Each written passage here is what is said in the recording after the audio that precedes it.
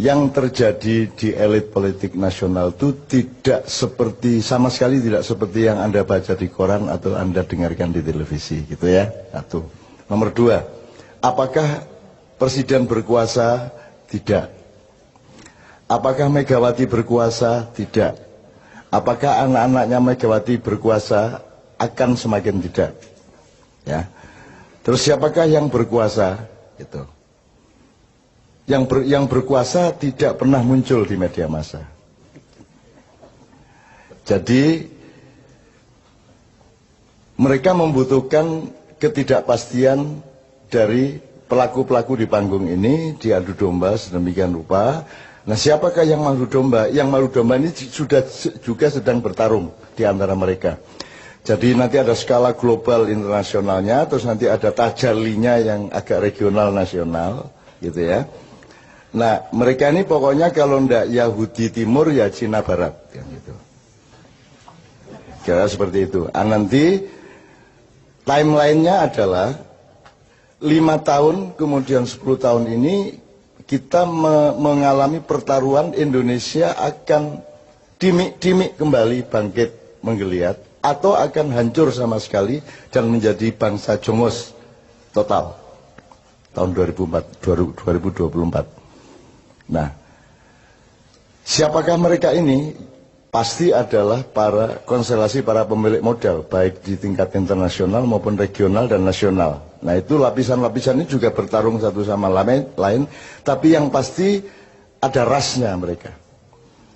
Yang paling bermain adalah orang-orang yang sudah datang ke Nusantara sejak abad ke-13, tetapi sampai hari ini mereka berposisi masih tamu secara kultural di Indonesia. Lagi engko jajal diskusi ning warung-warung, kok isih dayoh ya maksudnya piye gitu ya. Ya. Jadi ada orang yang sudah kerja dan kaya raya di sini, tapi dalam hatinya masyarakat Indonesia mereka masih tamu, jadi belum pantas jadi gubernur sebenarnya. Lu kok guyu gitu? Misalnya, padahal dialah yang nanti akan diangkat untuk sampai ke puncak oleh konspirasi itu. Karena nanti yang diciptakan adalah sistem-sistem yang menguntungkan roti dan keranjang-keranjang mereka bekerja sama dengan konstelasi internasional. Nah, jadi saya ingin memperingatkan, kue isih dayoh, kue aja banget-banget lemu pecicilan, ya. Iki Indonesia iki aja rumangsamu ming kaya sing kok sangka. Ono liya-liyane loh Indonesia ini. Bangsa Indonesia itu banyak. Dan ada segmen-segmen, ada level-level, ada kesatria-kesatria, ada kader-kader, ada bermacam-macam dari bangsa Indonesia ini yang juga akan menjadi faktor dari berubahnya Indonesia. Jadi jangan dipikir Indonesia akan berlangsung persis seperti yang kalian skenariokan. Ada macam-macam. Bukan hanya manusianya macam-macam, bukan hanya anak mudanya bermacam-macam.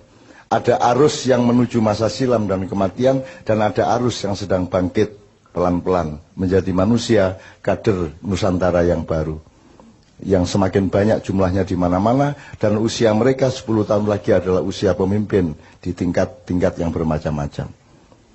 Maksudku kue iki pemimpin yang berikutnya, ini loh. Jadi siap-siap mulai saiki, ini ya. Oke. Muhtasib wis ben kursus dhewe kono. Tuh. Karena dia punya kesibukan sendiri yang sifatnya kosmis ya, dia kosmis. Pokoknya dia hubungannya sama Tuhan konflik tiap hari sama Tuhan. Piye to karepmu kowe iki? Nah gitu lagi gitu. Itu urusan, itu kan salah satu hiasan Indonesia sehingga disukai para malaikat karena ada kaumul muhtasibin gitu kan. Oke. Oke ya, jadi singkat kata begini. Anda jangan benci Jokowi, jangan benci Mega, jangan benci siapapun yang seakan-akan sedang berkuasa. Anda harus merasa kasihan kepada mereka. Dan doakanlah Jokowi yang terus-menerus mendapat tekanan. Anda tahu kan kalau SBY itu kan selalu ragu. Kalau yang sekarang ini tidak ngerti apa yang diragukan atau apa yang ditegasi. Itu.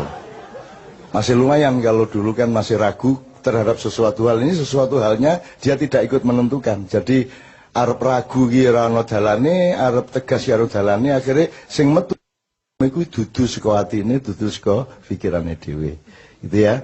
Jadi kita doakan mudah-mudahan beliau ini oleh Allah segera dibebaskan dari tekanan-tekanan. Jelas ya? Jelas maksudnya ya? Gue ngerti sastra toh? Nah. Sementara yang sangat bernafsu untuk bertarget tahun ini harus menggantikan orang yang penuh tekanan-tekanan ini, kita doakan mudah-mudahan dia tidak diberi kesempatan oleh Allah untuk bersu'ul khotimah. Iki ya jelas tau kudune. Nah, gitu. Jadi nek di YouTube iki berdebat sik lagi ngafirke aku gitu. Gitu teman sekalian wes. Untuk itu emang Anda terpengaruh dengan semua itu kan tidak. Anda kan punya kedaulatan, Anda kan punya kemandirian, Anda punya keyakinan hidup. Dan semakin hari Anda semakin tenang dengan keyakinan Anda. Dan Anda tahu rakyat Indonesia kan sama sekali semakin tidak tergantung kepada pemerintahnya. Mau dolar 18.000 iki ya. Ora berpengaruh kanggo sing nggawa payung ning ngarepe mall kae. Wis pokoke nek nggawa payung ana udan nyeterke nang mobil entuk piro ning prapet piro kan Anda semua kan tidak terlalu terpengaruh. Bahkan di Jawa Timur anak-anakmu dan lantang, ayo iki yuk gurung mundhaki BBM apa iki. Kurang ajar. Nang wis ae diunggahno ayo. Nang wis. Mosok gak mundak-mundak iki lho. Ayo diunggahno ayo sepur mesisan 4 kali lipat ayo apa kono. Engko tak delete tekek ndek njero balas. Nek sak delete tekek supaya gak mlaku mesisan wis. Gitu loh. Pesawat-pesawat barang iki.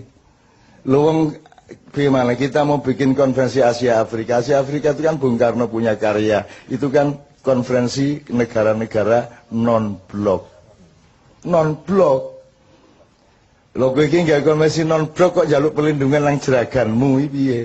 Njur pura-pura digawe pesawat tapi didandani sik le dandani regane luwih larang timbangane pesawat sing dikekke. Piye coba kowe? Kuwi kan ya Allah ya Rabbi, memang presiden itu syaratnya satu kok, harus tahu apa yang harus diragukan dan apa yang harus ditegasi. Iki ora ono bahane iki, arep ragu ya ora cetha, arep tegas ya ora cetha kan begitu. Kan nyenengke kok kuwi.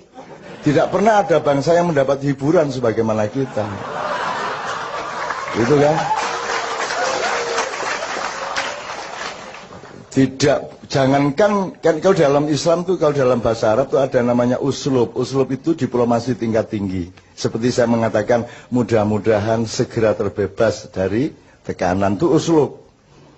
Ketika saya acara dengan KPK yang pertama, saya berdoa, ya Allah, segera bubarkanlah KPK. Itu kan uslub, artinya maksudnya kehakiman, kepolisian, kejaksaan sudah beres, bisa menjalankan tugasnya dengan jujur sehingga tidak diperlukan KPK. Jadi kalau KPK didoakan untuk bubar itu artinya supaya tidak perlu ada ad hoc lagi untuk mengurus korupsi kan gitu. Tapi orang karena pikirannya linier dan sastra kalimat aja tidak jelas. Maka ketika saya berdoa dengan tingkat uslub tadi, susastra tinggi tadi, orang paham loh, kok Cak Nun menginginkan KPK bubar karepe piye?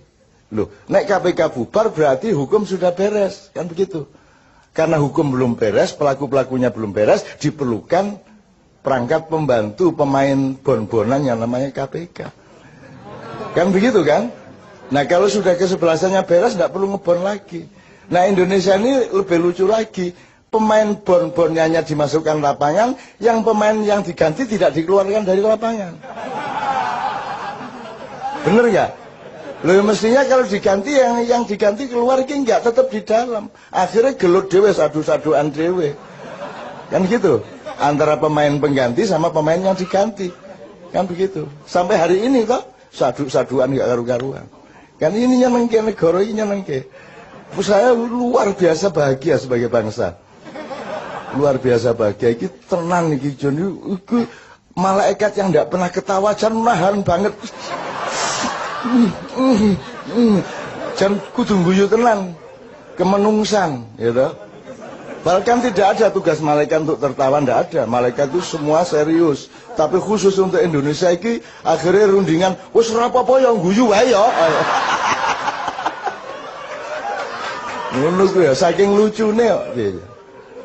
Edan tenan ambo tenan. Lho wong piye to wong panglima tertinggi TNI kok mendapat gelar anggota kehormatan. Lu panglima kok anggota kehormatan. Piye logikane iki? Gitu lho, piye to iki? Aku kok dikai anggota kehormatan Mak Iya. Lho piye to iki? Lho aku ini. Jadi, malaikat ora entuk guyu piye? Akhirnya disentak karo Gusti. Rentok guyu malaikat. Ah lucu tenan ini. Lebih itu coba itu. Maka Anda harus tahu itu bukan penjilatan, itu sedang mempermainkan. Ada skenario untuk menggunakan. Gitu loh, dan seterusnya lagi nek dikai contoh kayak banget lah. Dengan bahasa yang seperti itu, maka Anda sebagai orang maknya ternyata uslubnya sudah tinggi. Langsung mengerti. Luar biasa Anda. Di bawahnya baru ada yang namanya balaghah, itu ilmu komunikasi biasa. Nah ini balaghah aja belum nyampe, jadi nggak ngerti bagaimana ngomong sama Amerika, bagaimana ngomong kepada Singapura, nggak punya uslub. Kan tidak perlu menentang untuk menentang. Gitu loh. Kan saya sering sudah kasih contoh yang kecil-kecil toh. Gue nek diajak kerengan iki moro bisi ono.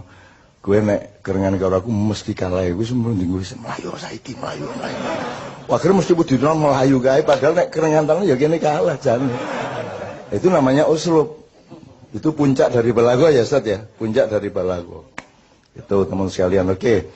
Lu sekarang itu bagaimana mau balaghah aja nggak ngerti kok. Mosok sambat saya mau dijatuhkan loh sama JK. Loh, kok ngomong ngono iki lho mbok sing rada bahasa sing rada samar sithik apa piye ngono lho. Sing lelu tapi yo jenenge lugu kan ya ora mlebu neraka wong lugu. Lugu ora ngerti ya. Yang ngerti ini mebel ya mebel, kayu ya kayu. Piye dituntut balaghah ya ora iso. Jadi piye meneh, jadi tolong Anda jangan benci ya. Anda harus kasihan dan berempati dan berdoa setiap hari mudah-mudahan beliau segera dibebaskan dari tekanan-tekanan. Amin ya rabbal alamin. Supaya hidupnya tentram, keluarganya tentram, istrinya tidak cemas dan anaknya juga selamat dari mara bahaya. Gitu ya. Ono elek ya ngomong, apik to ya. Apik to gitu loh. Uslub gua. Wah sesuk mesti do Twittere uslub.